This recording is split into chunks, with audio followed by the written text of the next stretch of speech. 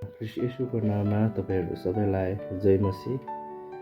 अनि आउनुहोस् आज हामी परमेश्वरको जीवित वचनलाई हामी हेर्नेछौँ। गलातीको पुस्तक 5 अध्यायको 1 पदमा, स्वतन्त्रताको निम्ति ख्रीष्टले हामीलाई स्वतन्त्र पार्नु भएको छ, यसकारण दहरा भएर खडा हो र फेरि दासत्वको जुवा मुनि नपर।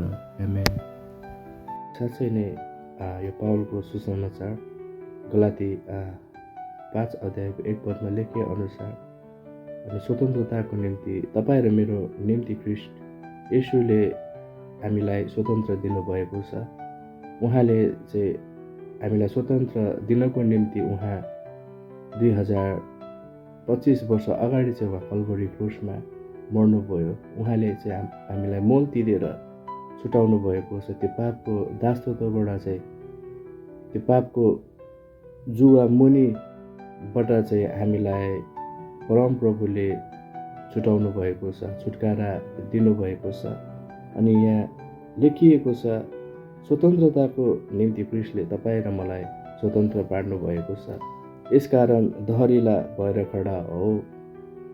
अनि यसको मतलब चाहिँ तपाईँ र हामी चाहिँ दहरिलो हुनु आवश्यक छ। आत्मामा हामी बलियो हुनु आवश्यक छ। आत्मामा वृद्धि हुनु आवश्यक छ। पवित्र आत्मामा जीवन जिउनु आवश्यक छ। जुन मैले केही समय अघि स्वतन्त्रताको निम्ति मैले केही वचनहरू भनेको थिएँ। अनि साँच्चै नै अनि हामी यो स्वतन्त्रता चाहिँ पापको दासत्व मुनि जिएर होइन, तर स्वतन्त्र भएर ख्रीष्ट येशूको इच्छालाई पुरा गरेर जिउनु चाहिँ, परमेश्वरको इच्छालाई पुरा गर्नु चाहिँ स्वतन्त्रता हो। पवित्र आत्माको भरिपुरीमा जिउनु चाहिँ स्वतन्त्रता हो। अनि हामी पवित्र आत्मामा हिँड्नुपर्छ। तपाईँ र मलाई ख्रीष्ट येशूले स्वतन्त्र दिनुभएको छ।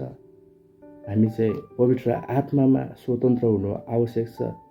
पापमय स्वभावमा जिएर होइन, पापको दासत्व मुनि रहेर होइन, तर हामी स्वतन्त्र मानिस भएर, जुन स्वतन्त्र तपाईँ र मलाई ख्रीष्ट येशूले 2025 वर्ष अगाडि दिनुभएको छ।